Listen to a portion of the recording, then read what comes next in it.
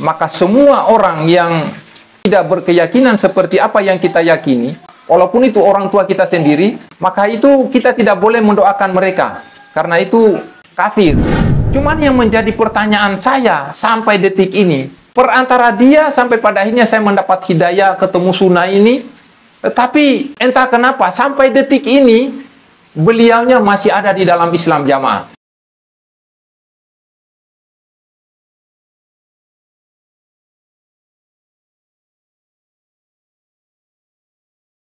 Bismillahirrahmanirrahim. Assalamualaikum warahmatullahi wabarakatuh. Nama saya Pak Indi, asal dari Bau-Bau, Sulawesi Tenggara, yang saat ini berdomisili di Kota Pasuruan. Saya masuk Islam Jamaah dari tahun 1990. Awalnya dari saudara saya yang bernama Maksudin. Dia masuk Islam Jamaah LDI ketika dia menjadi mahasiswa di salah satu perguruan tinggi di Sulawesi Tenggara, Kendari sana. Kebetulan di tempat dia kos itu, yang punya kos itu adalah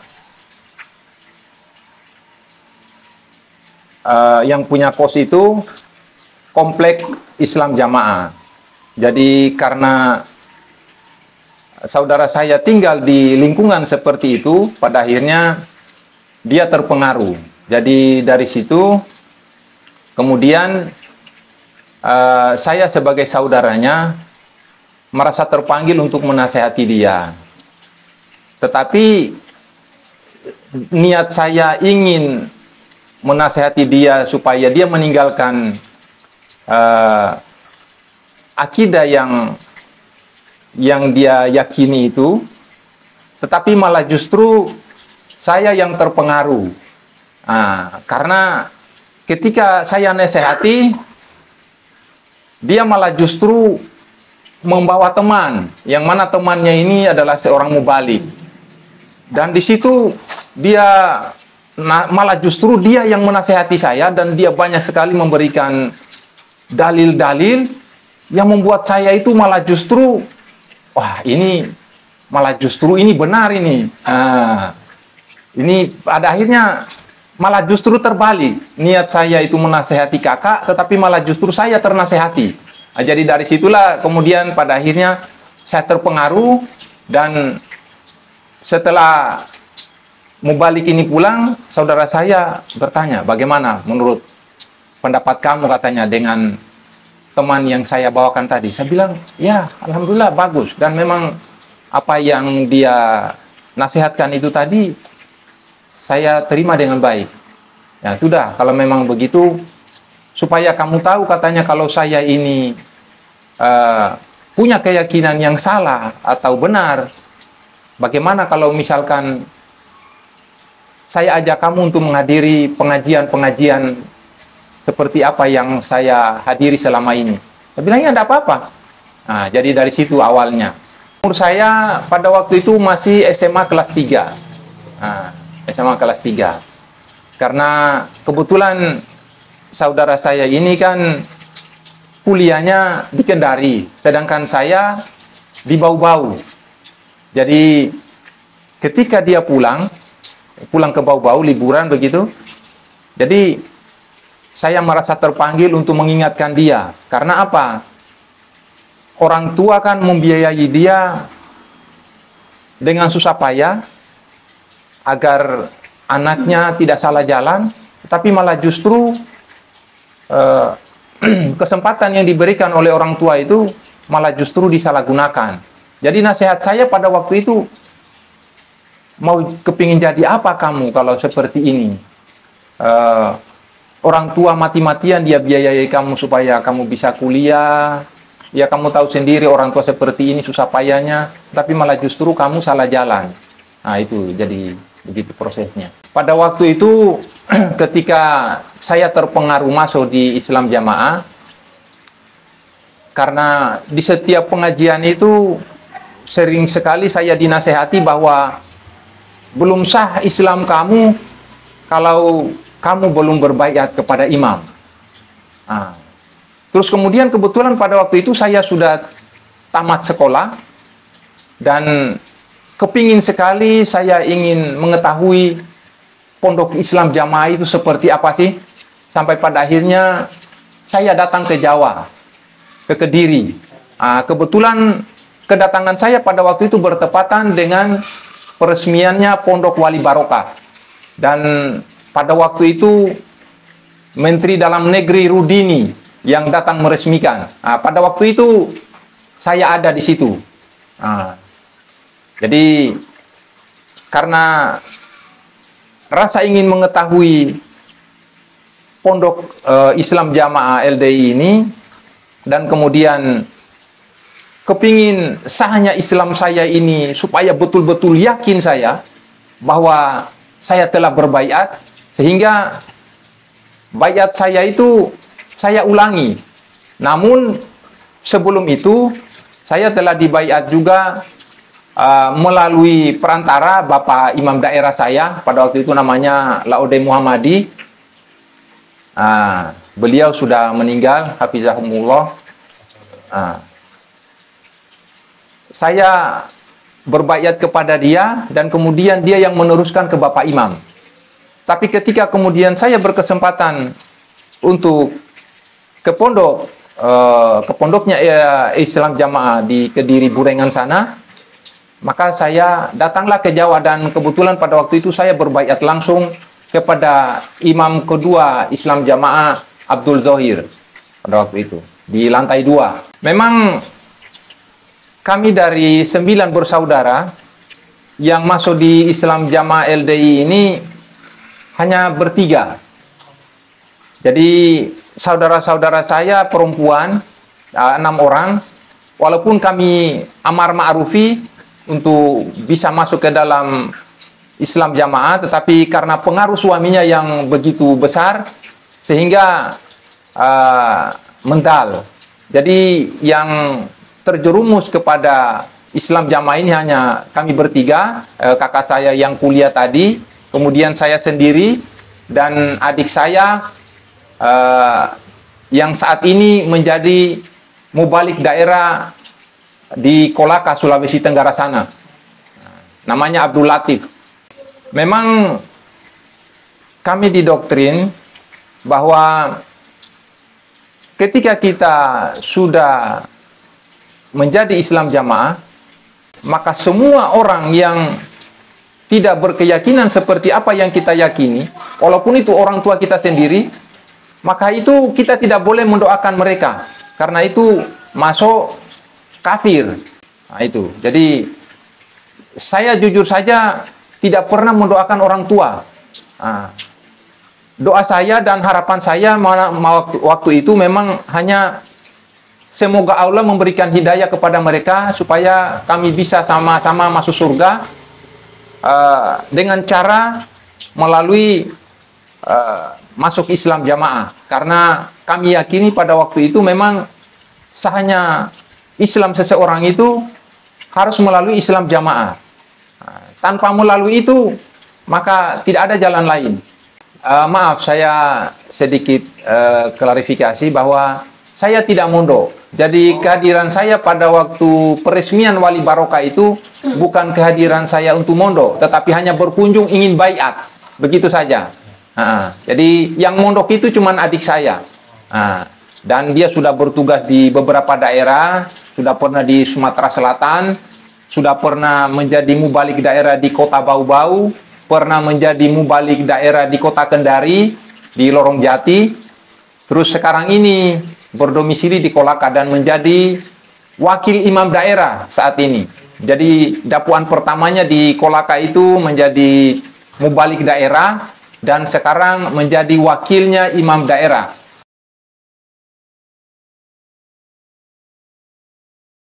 Saya itu memang orang yang sedikit kritis. Maksudnya, walaupun saya sudah lama di Islam Jamaah, tetapi ajaran-ajaran yang menurut saya tidak masuk akal. Itu jujur saja saya ragu.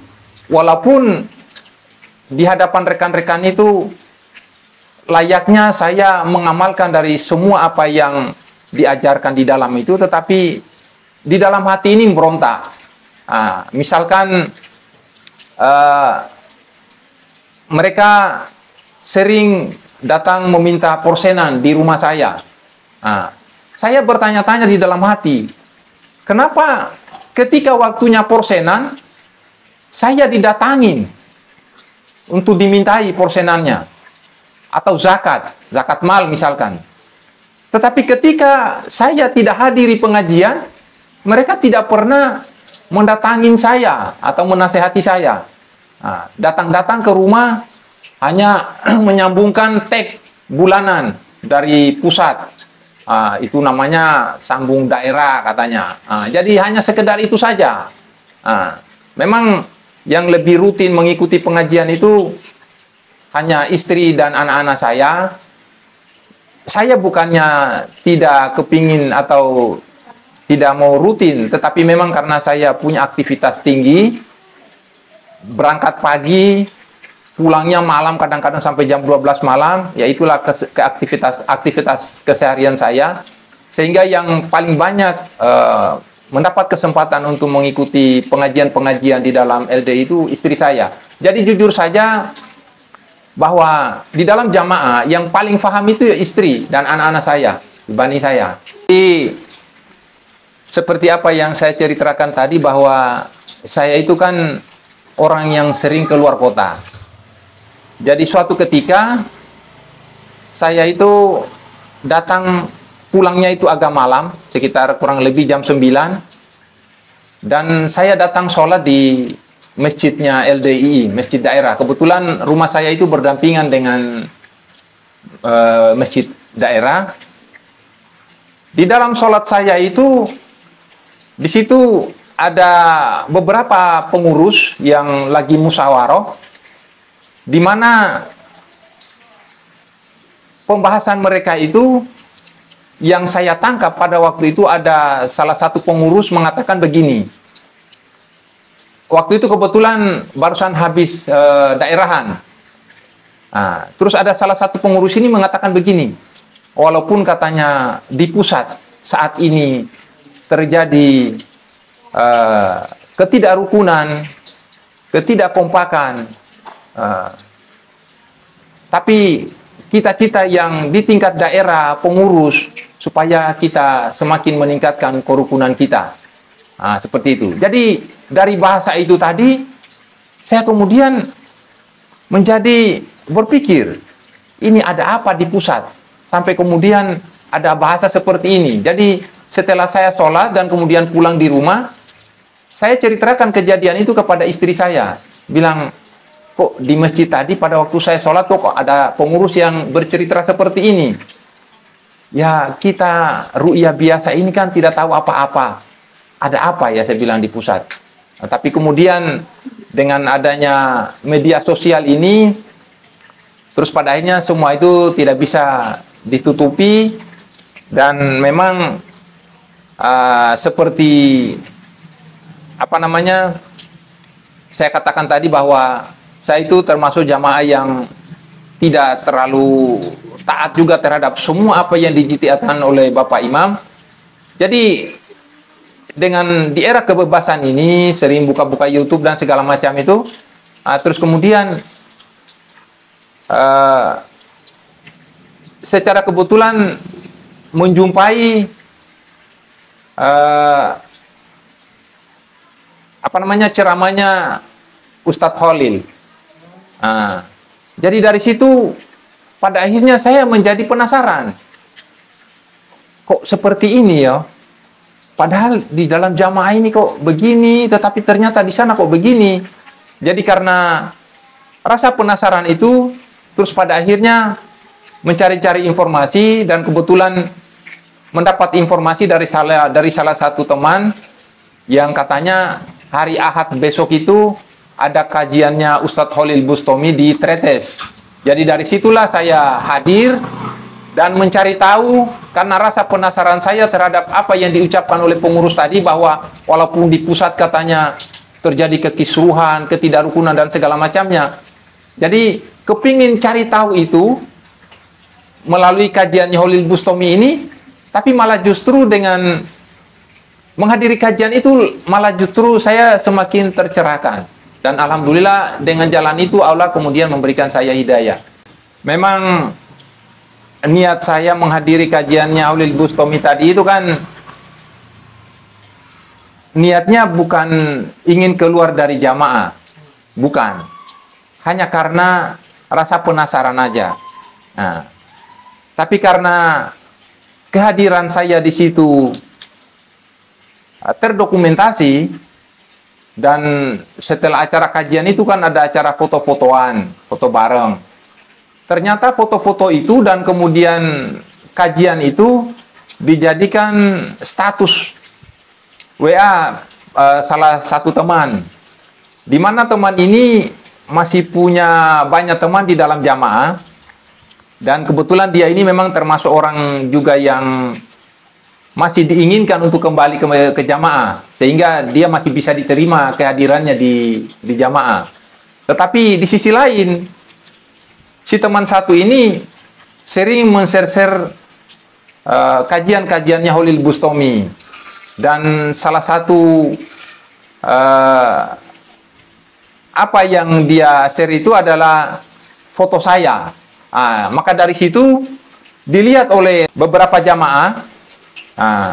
Terus pada akhirnya saya didatangin beberapa pengurus. Pertama yang datangin saya itu dari teman dekat, karena dia sangat kasihan sekali. Kami akrab, setiap pagi kami bisa kopi bareng, jalan pagi bersama, sering ketemu di masjid. Terus tiba-tiba terdengar isu kalau saya terpengaruh dengan kajiannya Holil Bustami. Dia hadir menasehati saya. Terus habis itu datang lagi. Saya tidak usah menyebutkan namanya. Jadi semua orang-orang dekat saya itu pada datang menasehati saya. Tapi ada beberapa pengurus, diantaranya imam desa, datang menasehati saya. Jamaah kita sudah cukup lama, katanya, kenapa kamu bisa terpengaruh seperti ini? Tapi intinya, dengan kehadiran saya di kajiannya Holil Bustami tadi itu, yang di Tretes itu tadi, saya sangat tercerahkan sekali, dan dalam hati saya, insya Allah ini yang terbaik. Saya bilang, inilah yang jalan kebenaran.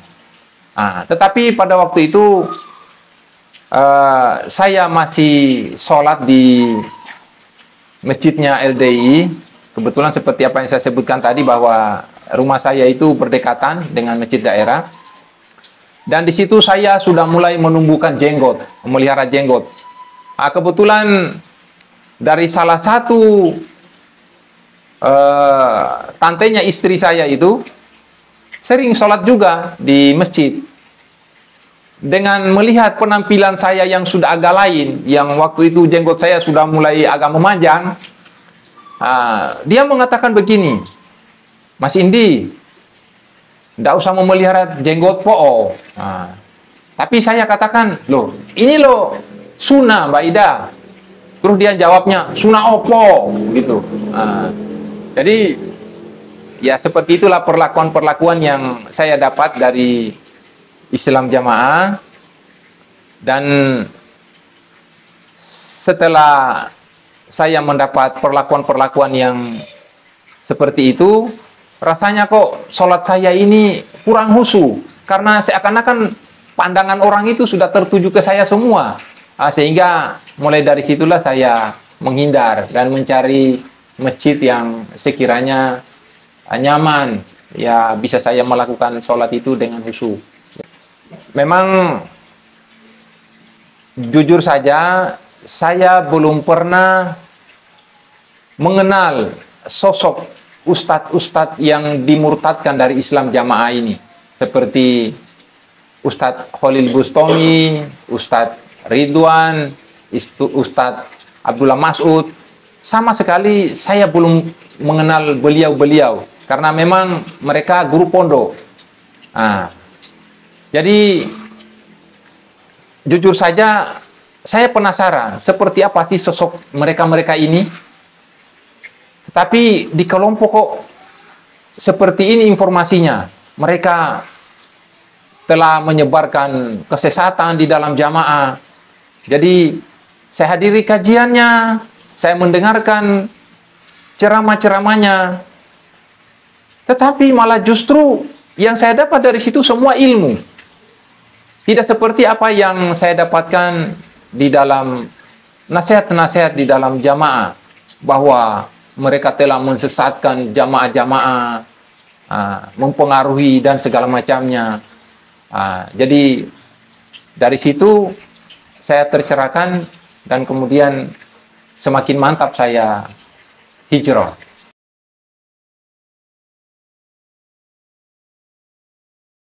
Memang seperti apa yang saya katakan di dalam pernyataan saya di awal tadi, bahwa saya di dalam jamaah bukan jamaah yang menurut mereka punya kefahaman yang tinggi. Tapi bukan berarti saya tidak ingin masuk surga. Sangat ingin sekali. Tetapi jujur saja, saya menghadiri pengajian-pengajian di Islam Jamaah itu yang membuat saya malas, terus terang saja. Karena saya hadiri atau jadwal pengajiannya itu 1 minggu 3 kali. Tetapi yang saya dapat dari situ hanya itu saja. Tidak ada penambahan ilmu. Jadi saya hadir di situ hanya sekedar menggugurkan ketaatan saya saja sebagai seorang ru'yah. Karena kita di dalam Islam Jamaah itu kan didoktrin taat surga, tidak taat neraka. Jadi saya hadir di situ hanya karena ingin masuk surga saja. Tetapi ketika saya mendapatkan kajian-kajian sunnah, kajian-kajiannya mereka Khalil Bustami dan kawan-kawan itu, Masya Allah, kalau saya lihat, menilai keilmuannya itu antara bumi dan langit, kalau dibandingkan dengan keilmuan yang ada di Islam Jamaah. Dulu, pada waktu saya di Islam Jamaah, di dalam keluarga saya itu adalah saya ya orang yang paling tidak taat. Saya yang paling sering absen di dalam mengikuti pengajian.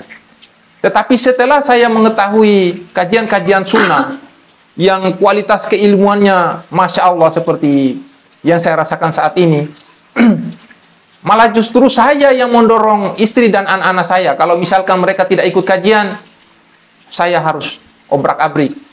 Ayo kita ikuti kajian. Seperti itu yang saya rasakan. Karena saya merasakan keilmuan yang ada di dalam sunnah ini betul-betul ilmiah. Tidak seperti apa yang saya rasakan di Islam Jamaah dulu. Jadi sekali lagi saya katakan bahwa perbedaan ilmu yang ada di dalam Islam Jamaah dengan di sunnah ini antara bumi dan langit.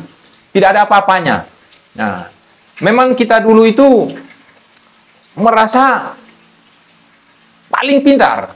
Kita waktu ada di dalam jamaah itu, di luar jamaah itu, tidak ada yang melebihi keilmuan kita. Jadi semuanya itu di bawah kita. Tapi ternyata setelah kita keluar, malah justru terbalik. Malah kita yang tidak ada apa-apanya. Kalau pada waktu kita masih di Islam Jamaah dulu kan, sebelum kita tahu tentang ilmu-ilmu yang ada di luar jamaah, kita anggap semua yang menyampaikan pengajian-pengajian di dalam Islam Jamaah itu adalah orang-orang yang hebat. Walaupun itu anak-anak. Kita tidak tahu itu karena yang dia sampaikan itu Quran hadis.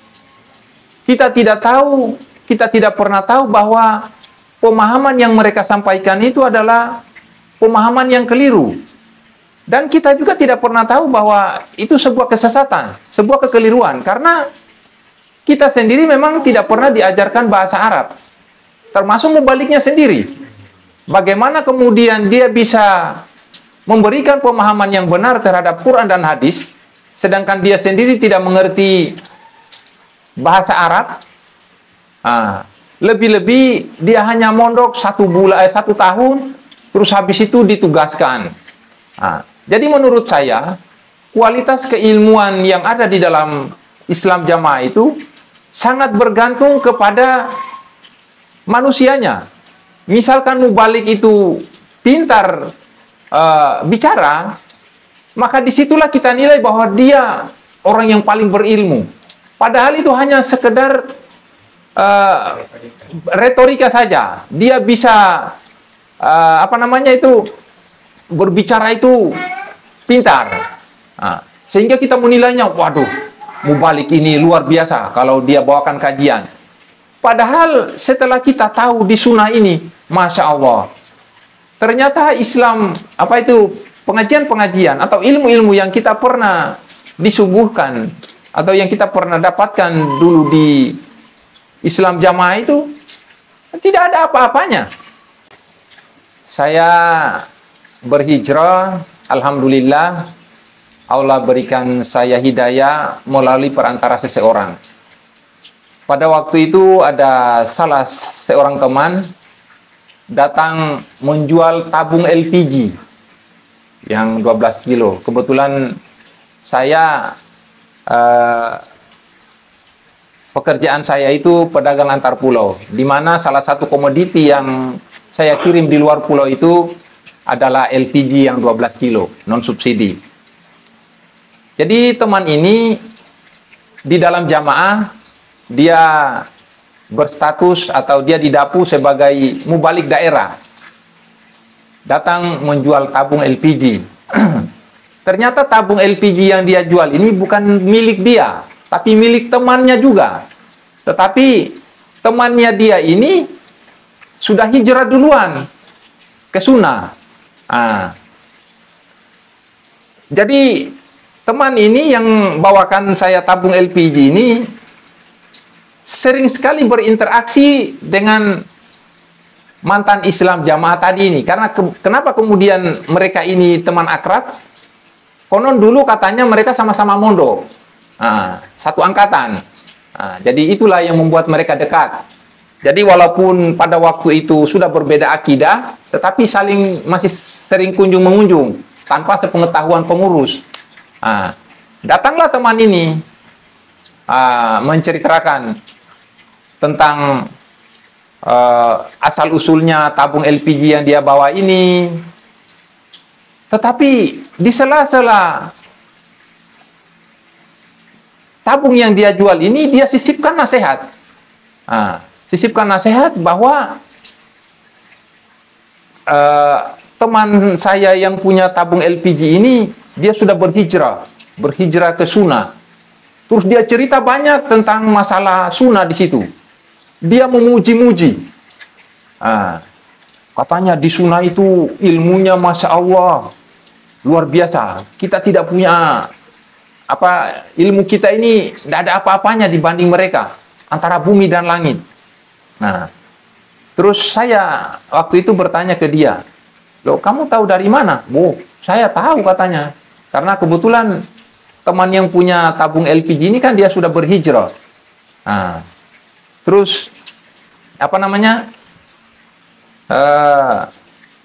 dia bercerita. Jadi saya di situ bertanya, memangnya di Pasuruan sini ada kajian-kajian sunnah? Banyak katanya, ada di beberapa tempat. Saya bilang di mana? Di selatannya terminal Belandongan itu. Terus apanya terminal? Selatannya itu nanti ada masjid namanya Masjid Al-Ihsan. Terus di depannya pom bensin Bugul. Di situ ada Pondok Asuna. Terus di Gading Rejo. Itu ada masjid namanya Al-Solihin. Itu semua masjid-masjid yang selalu menyelenggarakan kajian-kajian sunnah. Jadi saya penasaran dengan pernyataan-pernyataan teman ini. Keesokan harinya,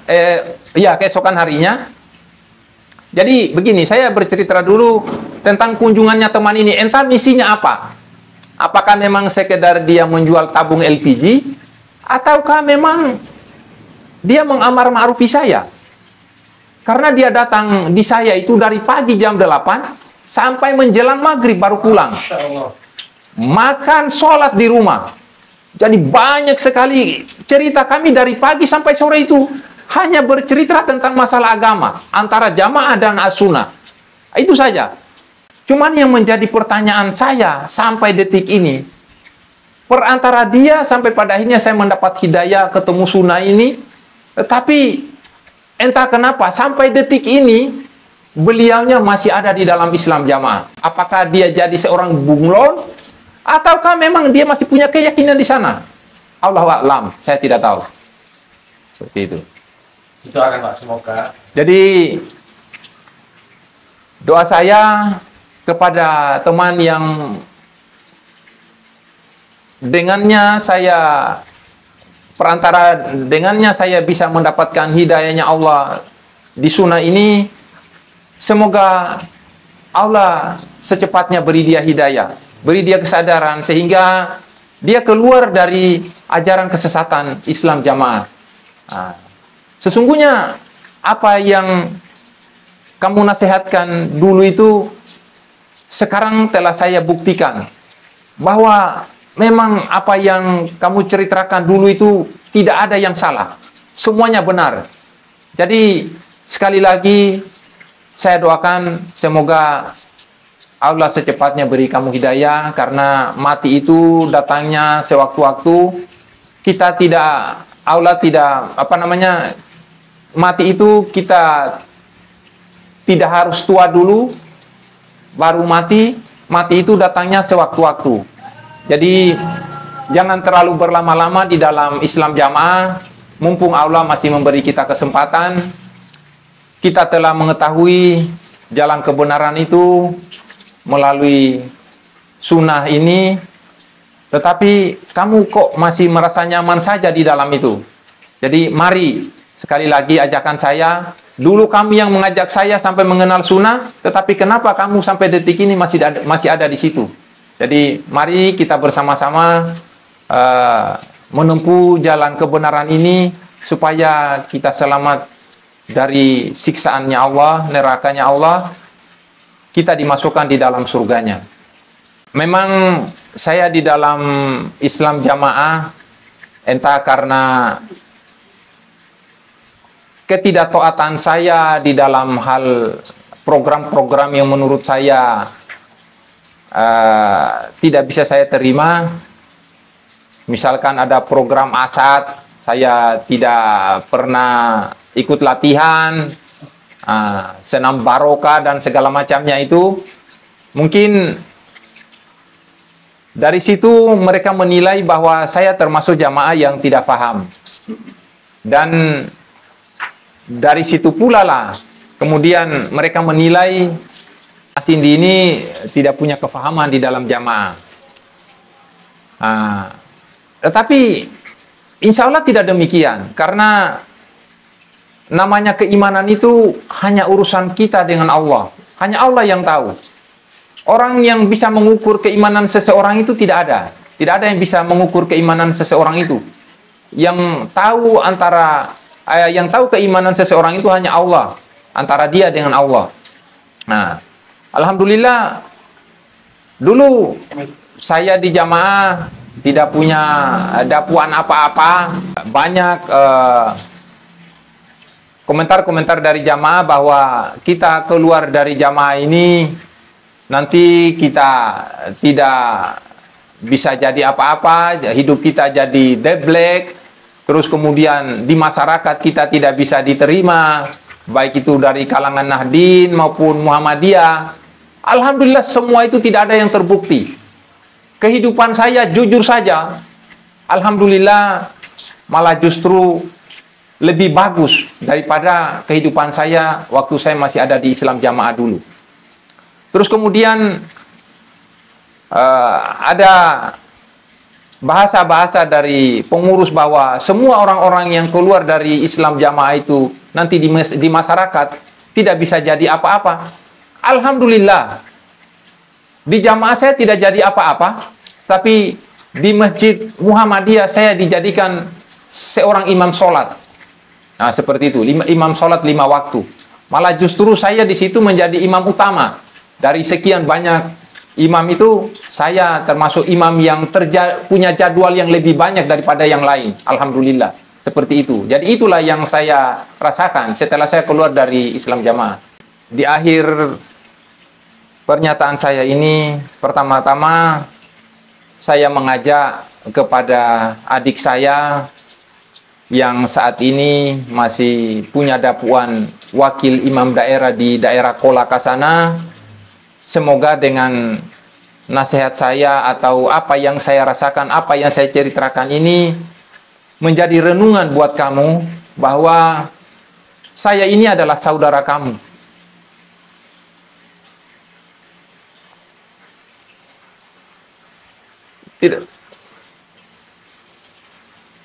Tidak mungkin saya mengajak kamu ke hal yang tidak baik. Saya ajak kamu supaya kita sama-sama bisa selamat dari siksaannya Allah. Sadarlah bahwa apa yang kamu ajarkan itu semuanya akan dimintai pertanggungjawaban.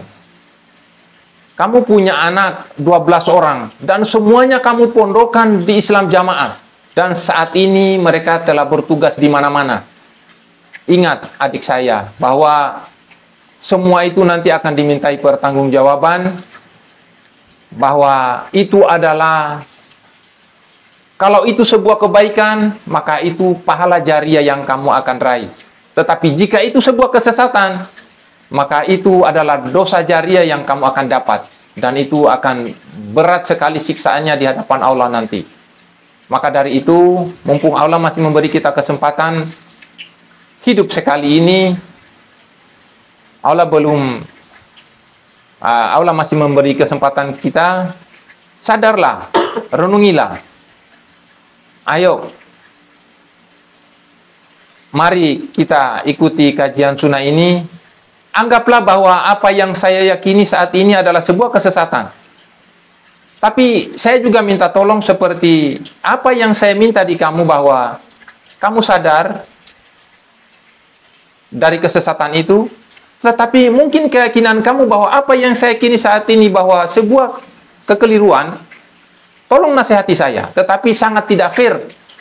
Sangat tidak fair juga kalau kemudian kamu tidak pernah mendalami apa yang saya yakini saat ini, sementara kamu menjustifikasi bahwa apa yang saya yakini adalah sebuah kesalahan. Ingat adik saya bahwa saya berada di akidah yang kamu yakini saat ini, kita bersama-sama di situ 32 tahun lamanya.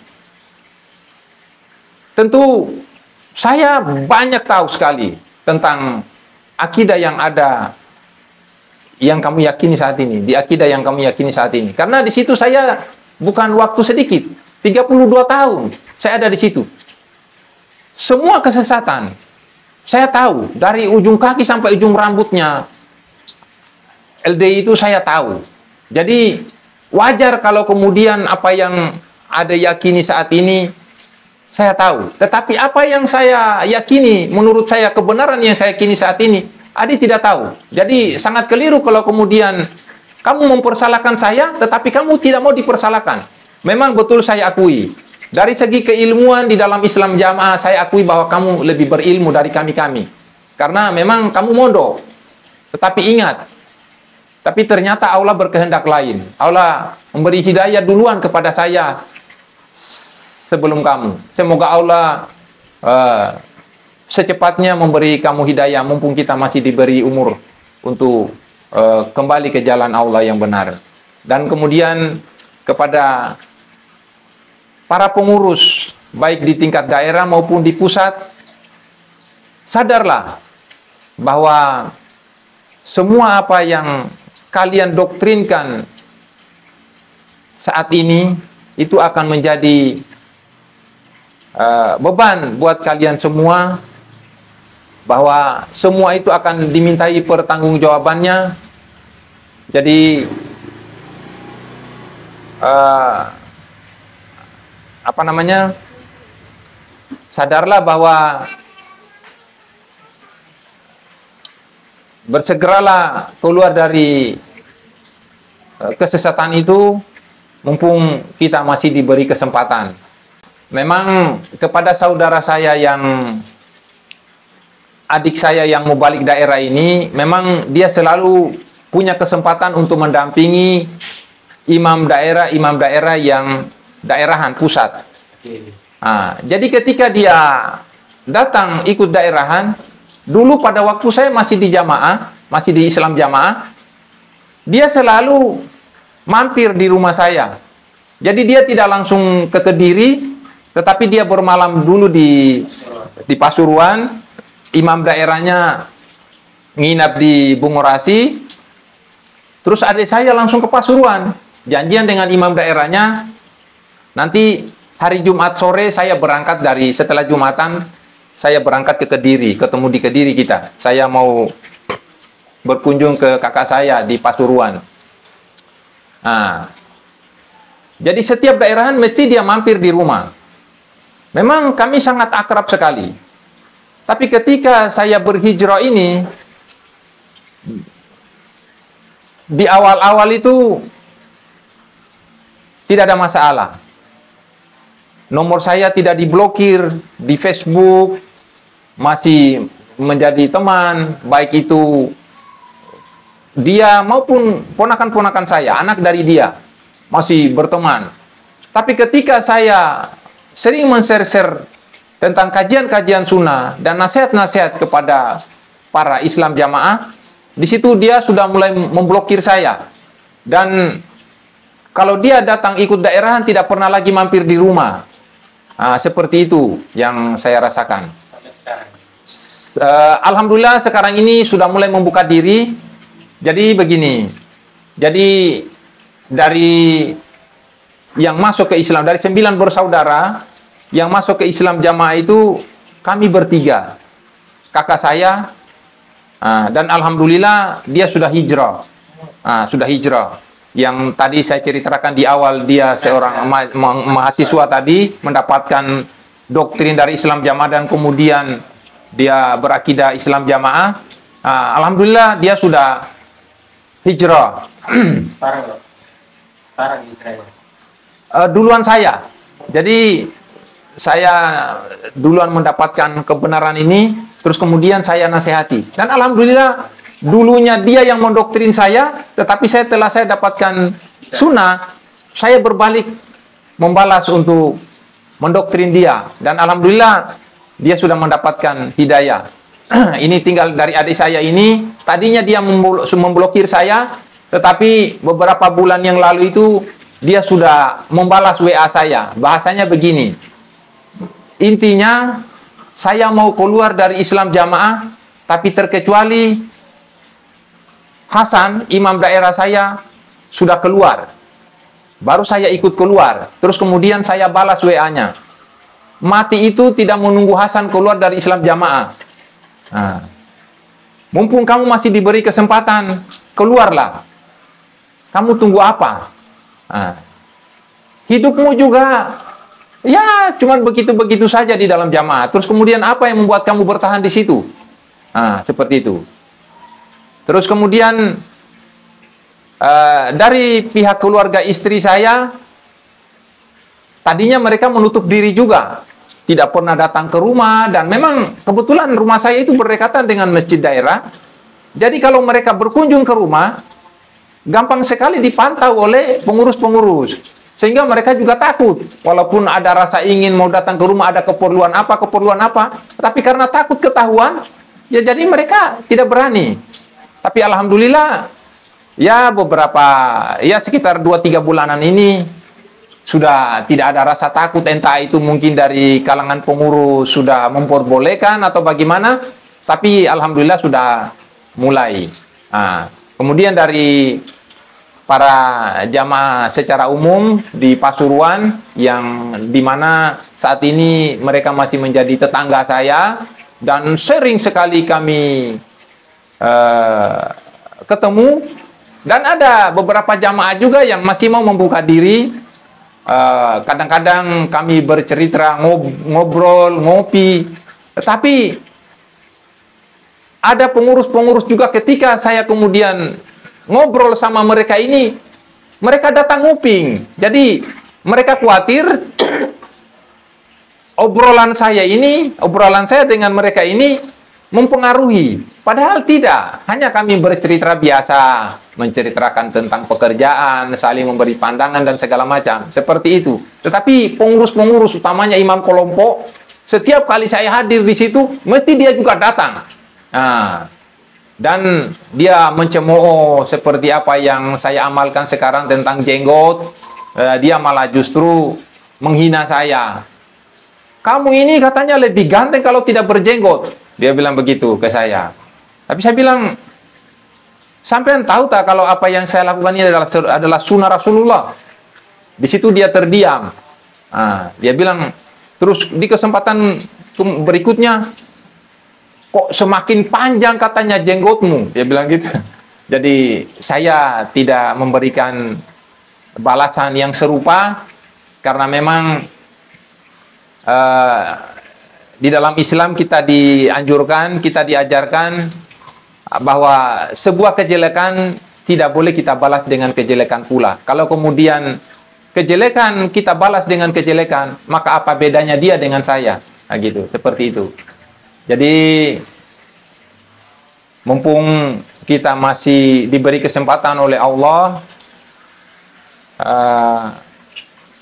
bagi jamaah-jamaah yang masih berada di dalam, semoga Allah beri hidayah secepatnya agar bisa menetapi kebenaran ini, tidak kita dimatikan di dalam kesesatan. Seperti itu saja harapan saya dan doa saya kepada teman-teman yang masih ada di dalam jamaah sampai detik ini. Karena sadarlah bahwa apa yang kalian yakini saat ini adalah kesesatan. Di dalam Al-Quran kita dianjurkan untuk bertabayun. Bertabayunlah. Jika kalian melihat apa yang saya yakini